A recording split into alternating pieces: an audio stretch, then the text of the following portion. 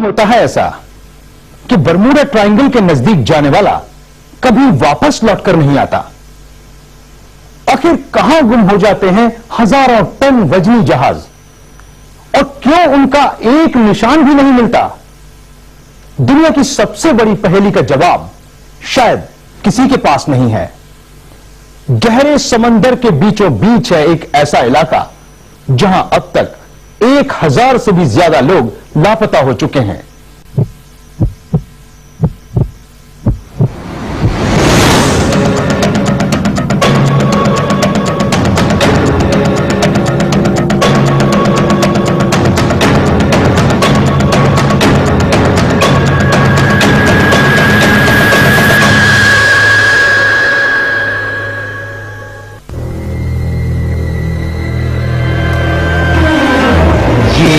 Atlantic महासागर का एक ऐसा हिस्सा जिसकी गुत्थी आज तक कोई नहीं सुलझा सका।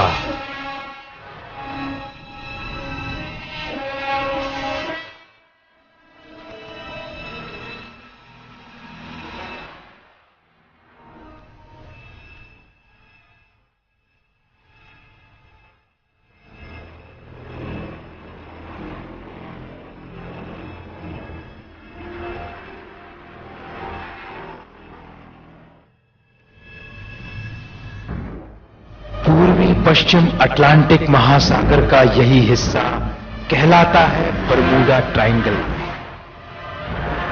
यही है दुनिया का सबसे रहस्यमयी इलाका। जरा गौर से देखिए इस त्रिकोण को।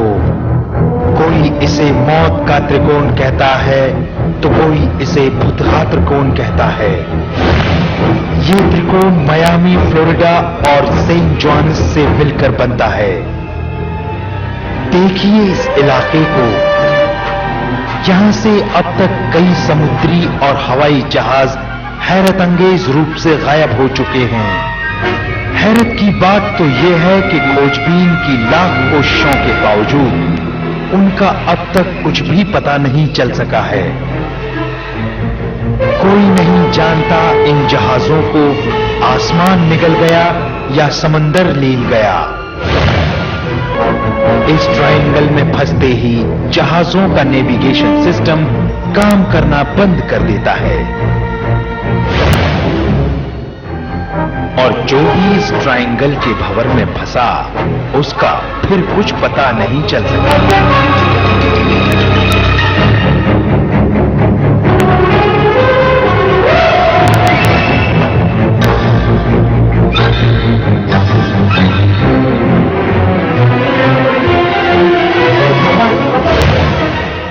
हालांकि कुछ लोग इसे सुपरनैचुरल ताकत की करामात मानते हैं, कुछ लोग इसके पीछे खतरनाक समुद्री जीवों की भूमिका की जांच भी कर रहे हैं, तो कुछ इसे समुद्री लहरों का तांडव बताते हैं। दावा तो यह भी किया गया है कि इस समुद्री क्षेत्र के बड़े हिस्से में मीथेन हाइड्राइड गैस का भंडार है। इस गैस की वजह से उठने वाले बुलबुले किसी भी जहाज के अचानक डूबने का कारण बन सकते हैं। लेकिन जब अमेरिका ने ज्योग्राफिकल सर्वे कराया तो पता चला कि बीते 15,000 सालों में समुद्री जल में से गैस के बुलबुले निकलने का कोई भी सबूत अब तक नहीं मिला है। तो यह भी तर्क सामने आया कि हैवी मैग्नेटिक इलाका होने की वजह से यहां जहाजों का नेविगेशन सिस्टम फेल हो जाता है। जहाज रास्ता भटक जाते हैं और दुर्घटना का शिकार हो जाते हैं। लेकिन लाख टके का सवाल यह है कि आज तक किसी भी जहाज का मलबा क्यों नहीं मिला है। ट्रायंगल के रहस्य ने ना जाने कितनों को फैसिनेट किया और कितनों ने इस पर किताबें लिखी। यहां तक कि हॉलीवुड ने तो इस पर पूरी फिल्म ही बना डाली। लेकिन सबसे ज्यादा चौंकाने वाली बात सामने आई हादसे के 17 बरस बाद। गायब विमान के एक पायलट के आखिरी रेडियो संदेश का खुलासा हुआ।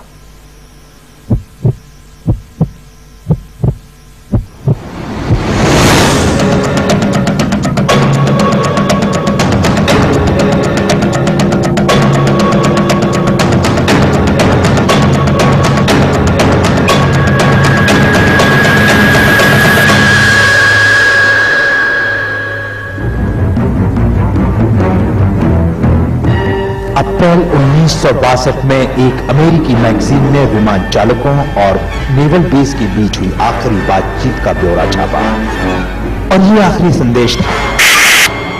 हमें नहीं पता हम कहां हैं, पानी हरा है और कुछ भी सही होता नजर नहीं आ रहा है। ये खुलासा अमेरिकन नेवी के एक अधिकारी के 23 अगस्त 1948 की रेडियो लॉगशीट के हवाले से किया गया। इस रहस्य का यही पहला खुलासा था जिसमें विमानों के गायब होने के पीछे किसी सुपरनेचुरल पावर का हाथ बताया गया।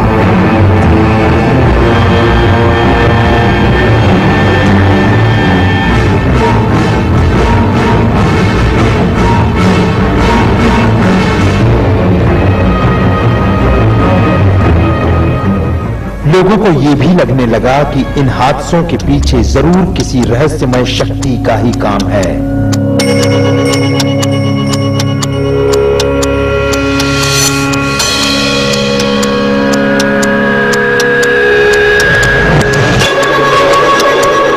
वैसे तो इस बरमूडा ट्रायंगल में जहाजों के गायब होने का सिलसिला सन 1872 से जारी है। 1872 में दमैरी नाम का जहाज बरमूडा ट्रायंगल में डूब गया, जिसका आज तक किसी को कोई पता नहीं चला। सन 1945 में फ्लाइट 19 का पूरा बेड़ा, जिसमें नेवी के 5 हवाई जहाज भी शामिल थे, बरमूडा ट्रायंगल में समा गया। सन 1947 में सेना का C-45 सुपरफोर्ट जहाज बरमूडा ट्रायंगल के ऊपर से गुजरते वक्त रहस्यमयी तरीके से गायब हो गया। सन 1948 में 4 इंजन वाला जहाज ट्यूडोर ट्रायंगल में खो गया। जहाज में सवार 31 लोगों का कोई पता नहीं चल सका। सन 1950 में अमेरिकी जहाज SS सेंड्रा पलक झपकते ही लापता हो गया। सन 1952 में ब्रिटिश जहाज 33 लोगों के साथ समंदर में समा गया। सन 1962 में अमेरिकी सेना का KB-50 tanker plane Bermuda triangle के ऊपर से गुजरते वक्त गायब हो गया। सन 1972 में 20,000 टन वाला जर्मनी का जहाज ट्रायंगल की भेंट चढ़ गया। सन 1997 में जर्मनी का एक और विमान बरमूडा ट्रायंगल का शिकार हो गया और 1 जून 2009 को एयर फ्रांस की फ्लाइट 447 भी इसी बरमूडा ट्रायंगल में न जाने कहां गुम हो गई।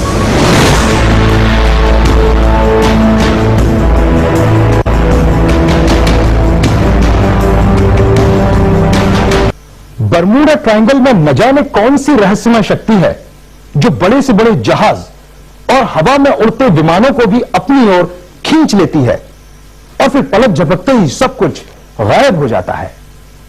पिछले 500 सालों से यह रहस्य अब तक नहीं सुलझ पाया है।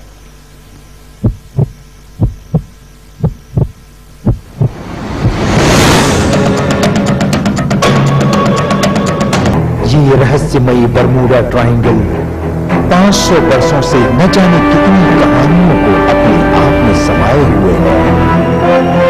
कितने ही सवालों का जवाब आज तक नहीं मिल सका है। ये धरती का एक ऐसा हिस्सा बन चुका है जहां वैज्ञानिक भी खुद को लाचार पाते हैं। वैज्ञानिकों की पूरी फौज बरमूडा ट्रायंगल के अनसुलझे रहस्य को सुलझाने में जुटी है, लेकिन आज तक कोई इसे सुलझा नहीं पाया है। 12 लाख स्क्वायर किलोमीटर में फैले इस बरमूडा ट्रायंगल को अब समंदर का सबसे बड़ा कब्रिस्तान कहा जाने लगा है। धरती का ये एक ऐसा हिस्सा है जहां कंपास सही दिशा नहीं दिखा पाते, यानी इलेक्ट्रोमैग्नेटिक तरंगों के सारे नियम बरमूडा ट्रायंगल में आकर टूट जाते हैं। बरमूडा ट्रायंगल अब तक 100 से भी ज्यादा हवाई जहाजों को निगल चुका है। हैरानी की बात तो यह है कि यहां गायब होने वाले सैकड़ों लोगों की लाशें तक नहीं मिल सकी हैं। पिछले 500 वर्षों से रहस्य बने इस समुद्री इलाके के बारे में सबसे पहले कोलंबस ने दुनिया को बताया था। कोलंबस को आसमान से एक रहस्यमयी बिजली गिरती दिखाई दी और जो दिखाई दिया वो था आग का एक बहुत बड़ा गोला जो आसमान से निकलकर सीधे समंदर में समा गया।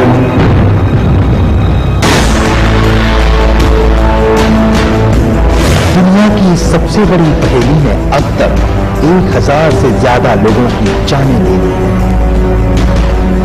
आपको ये भी बता दूं कि जब 1 जून 2009 यानी पिछले महीने ही फ्रांस एयरवेज का ये विमान जब इस ट्रायंगल का शिकार बना, तभी ब्राजील एयरलाइन TAM के एक पायलट ने इस इलाके में आसमान से आग के कुछ टुकड़े देखे और समंदर के बीच उसे ऑरेंज कलर के कुछ धब्बे दिखाई दिए।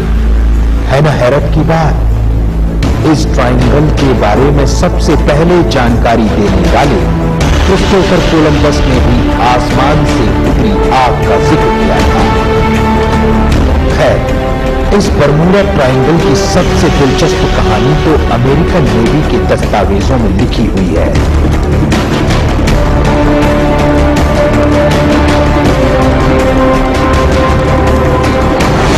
तारीख 5 दिसंबर 1945 बरमूडा ट्रायंगल के रहस्यमय इतिहास का सबसे हैरत अंगेज दिन। एक साथ 5 विमान लापता हुए।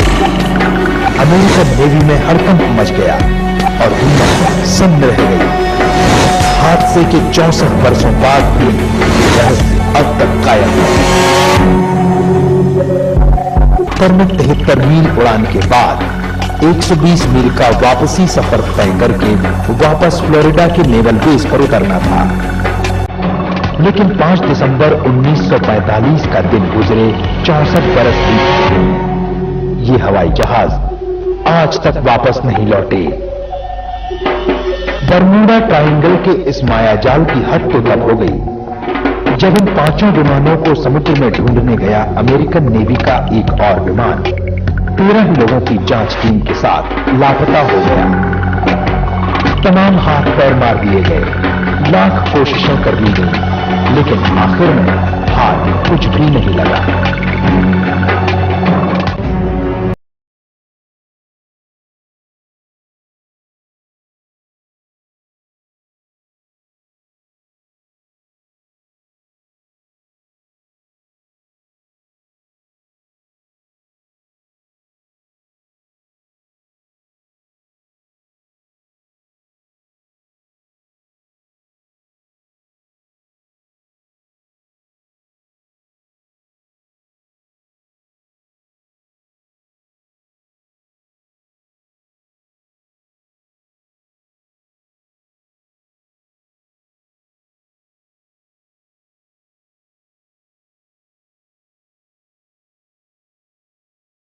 आप, न हम और न दुनिया का कोई और इंसान। हालांकि इस रहस्य को खोजने की कोशिशें लगातार जारी हैं।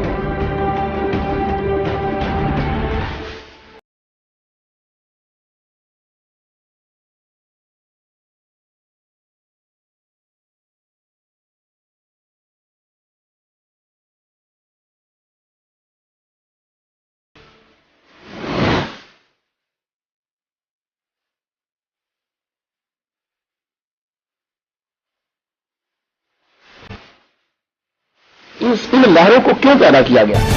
बरमूडा ट्रायंगल के अंदर इतनी पावरफुल ताकत क्यों है? वो वजह यह है कि दज्जाल को वहां छुपाना के 2 डॉक्टर कहते हैं कि डॉक्टर जेम्स और डॉक्टर मोरिस जैसूब कहते हैं ये 2 डॉक्टर जो थे इन्होंने बरमूडा ट्रायंगल के बारे में कुछ जान लिया था। अब पता नहीं बाद में ये मार दिए गए या क्या हुआ, लेकिन खबर ये फैला दी गई कि इन लोगों ने, दोनों डॉक्टरों ने जो है वो खुदकुशी कर ली थी कि कुछ लोगों ने बरमूडा ट्रायंगल के ऊपर उड़न तश्तीरें देखी हैं और अल्लाह ताला ने उसको छुपा कर रखना है जब तक कि जब उसके जाहिर होने का टाइम नहीं आया।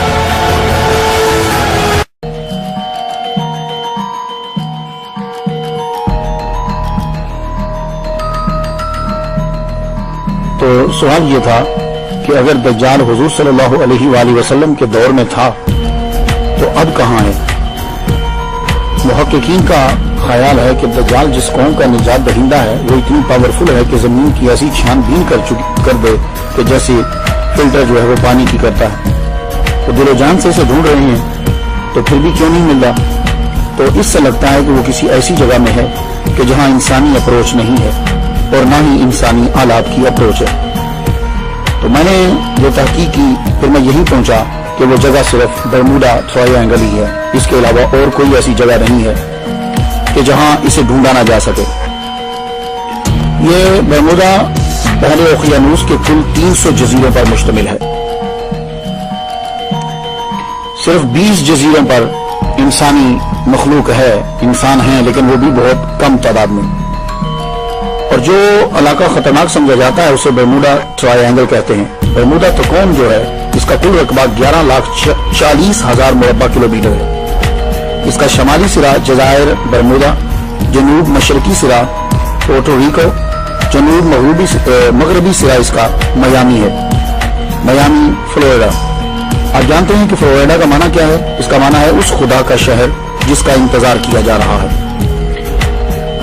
ये जो जगह है 1850 में ये बरमूडा तकोन और इसके करीब इलाके में 50 से ज्यादा कश्तियां गायब हो गई।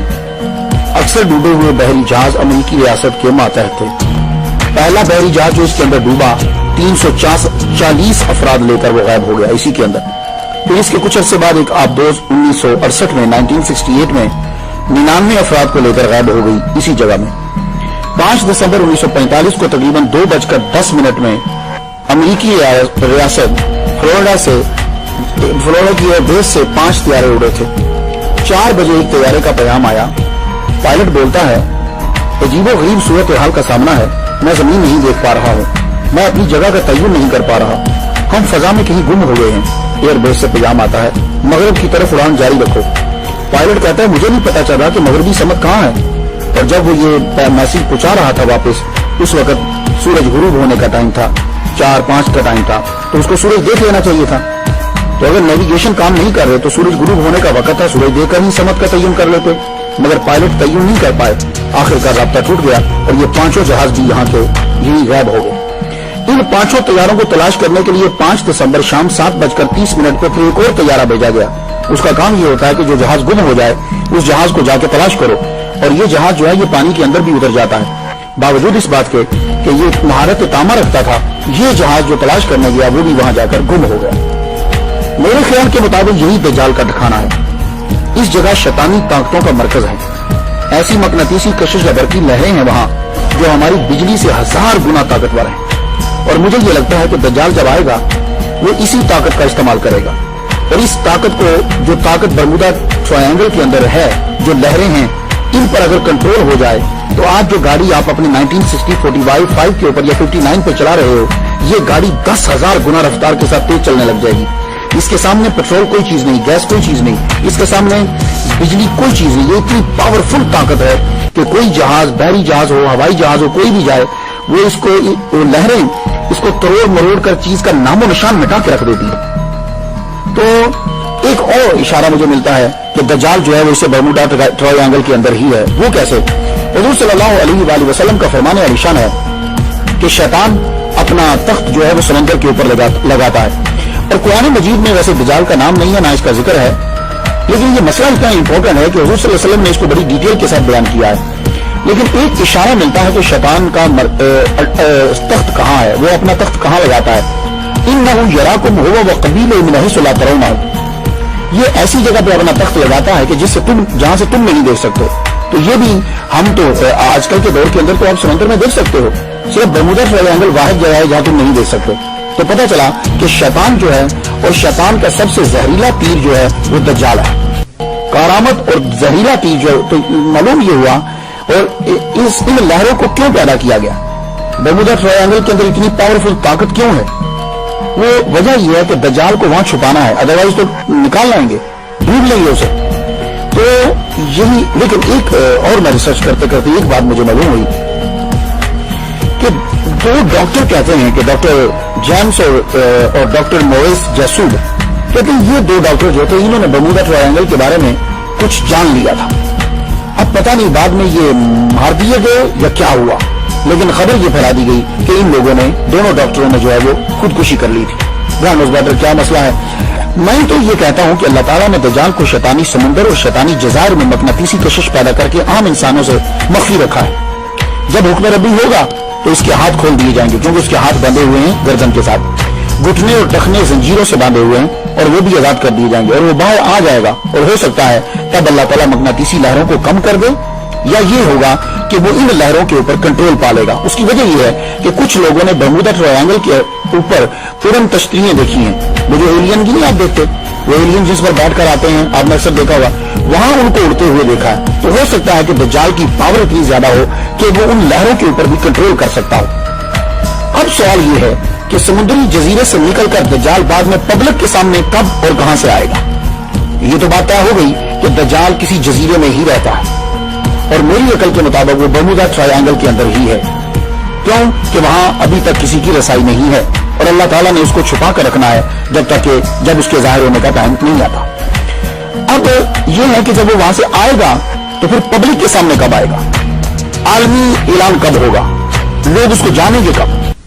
तो दज्जाल के पब्लिक में आने से पहले कुछ अलामात हैं, वो मैं हदीस की रोशनी में आप तक पहुंचाना चाहता हूं, क्योंकि हदीस से बढ़कर हमारे पास कोई यकीनी जरिया जो है वो नहीं है। मुस्नद इमाम अहमद, अबू दाऊद शरीफ, तिरमिज़ी शरीफ में हजरत मुआज़ बिन जबल रज़ियल्लाहु तआला अन्हु से रिवायत है, हज़रत सल्लल्लाहु अलैहि वसल्लम ने फरमाया कि बैतुल मक़दस की आबादी में मदीना की वीरानी है, मदीना की वीरानी में जंग अजीम, और जंग अजीम का होना कुस्तुनतुनिया की फतह है, जिसके बाद दज्जाल का निकलना है। तो पता ये चला कि मदीना वीरान हो जाएगा, इतना वीरान हो जाएगा मदीना कि वहां जानवर फिरने लग जाएंगे, इंसान मदीना छोड़कर निकल जाएंगे। ये दज्जाल से पहले की बात है। और जब ये मदीना वीरान होगा तो बैतुल मक़दस जेरूसलम आबाद हो जाएगा, और मदीना की वीरानी के बाद जंग अजीम होगी, कुस्तुनतुनिया फतह होगा, उसके बाद दज्जाल आएगा। ये दज्जाल के पब्लिक में आने से पहले के मैं हालात आपको बता रहा हूं। एक और हदीस हमारी मदद करती है ये जानने की कि दज्जाल के ज़हूर से कबल हालात क्या होंगे। बारिश बंद हो कर दी जाएगी अल्लाह ताला के हुक्म से, और रिज़्क़ जमीन पैदा करना बंद कर देगी। हजरत अबू उमामा बाहिली रज़ियल्लाहु तआला अन्हु से रिवायत है, हुज़ूर सल्लल्लाहु अलैहि वसल्लम ने फरमाया दज्जाल के ज़हूर के पहले 3 साल सख्त होंगे। पहले साल अल्लाह ताला हुक्म देगा, ऐ आसमान तीसरा हिस्सा बारिश रोक दे, ऐ जमीन तीसरा हिस्सा ज़राअत रोक दे। दूसरे साल अल्लाह ताला फिर हुक्म देगा, अब जो बाकी बचा है उसमें से कहेगा अल्लाह कहेगा तीसरा हिस्सा बारिश रोक दे, जमीन को हुक्म देगा तीसरा हिस्सा ज़राअत का रोक दे। तीसरे साल अल्लाह ताला हुक्म देगा, आसमान बारिश मुकम्मल तौर पर बंद कर दे, ऐ जमीन तू मुकम्मल तौर पर अपनी ज़राअत रोक ले, ताकि जानवर जो है वो भी मरने लग जाएंगे, क्योंकि जानवर तो घास खा लेते हैं, ऐसी चीजें खा लेते हैं। तो यानी गोया कि जमीन पर घास उगना भी खत्म हो जाएगा, जानवर भी मरने लग जाएंगे। ये है शैतान से पहले के 3 साल। इब्न माजा शरीफ में ये हदीस मुबारक है। मुस्नद इमाम अहमद, अबू दाऊद और इब्न माजा की स्टडी करने के बाद हदीस के मुताले से मैं आपको बता सकता हूं कि दज्जाल के ज़हूर से कुछ साल उसके पब्लिक में आने से पहले क्या हाल होगा। बैतुल मक़दस आबाद हो जाएगा, जंग अजीम होगी, मदीना शरीफ वीरान हो जाएगा, लोग छोड़ जाएंगे, कुस्तुनतुनिया की फतह हो जाएगी, मुकम्मल कहत हो जाएगा, ना बारिश होगी ना फसल, लोग बुग़्ज़ अदावत की वजह से बिछड़ जाएंगे, एक दूसरे से उसका माल और औलाद छीनेंगे, यानी एक दूसरे के बच्चे भी छीन लेंगे। ये लोग एक आदमी की बात के लिए इकट्ठे होंगे जो बद इखलाक होगा, बेइल्म होगा, मुल्क में लाकानूनियत और उसके पास उससे निजाम भी नहीं चलेगा। इंसान सुबह को मोमिन होगा और शाम को काफिर हो जाएगा। लोग 2 किस्म के रह जाएंगे, एक जो मोमिन होंगे उनके अंदर मुनाफिकत नहीं होगी, ये बोल कम होंगे, दूसरे मुनाफिक होंगे, ईमान नहीं होगा, बहुत ज्यादा तादाद में होंगे। ये फितने जब फैल जाएं तो हुजूर सल्लल्लाहु अलैहि वसल्लम फरमाते हैं उसी दिन उसका इंतजार करो कि वो पब्लिक में अपीयर हो जाएगा, या अगले दिन उसका इंतजार करो। तो दज्जाल किस मुल्क में आएगा?